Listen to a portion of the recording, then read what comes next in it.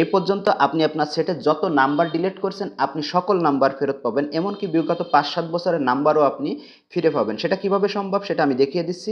প্রথমে আপনি আপনার সেটের ফেসবুকে চলে যাবেন, এরপর সেটিং অপশনের উপর একটা ট্যাপ করবেন। সেটিং অপশনের উপর ট্যাপ করার পর একদম নিচের দিকে দেখেন অ্যাক্সেস ইওর ইনফরমেশন, এই অপশনের উপর একটা ট্যাপ করবেন, এরপর কন্টিনিউ অপশনের উপর একটা ট্যাপ করবেন। কন্টিনিউ অপশনের উপর ট্যাপ করার পরে একটু সময় নেবে। দেখেন এটা কিভাবে সম্ভব, কারণ আপনি যখন ফেসবুক অ্যাকাউন্ট খুলছেন তখন কিন্তু এই অ্যাক্সেসটা আপনি দিয়ে রাখছেন, যার কারণে এটা সম্ভব। এরপরে দেখেন আপনার পার্সোনাল ইনফরমেশন দেখছেন, এই পার্সোনাল ইনফরমেশনের উপর একটা ট্যাপ করবেন।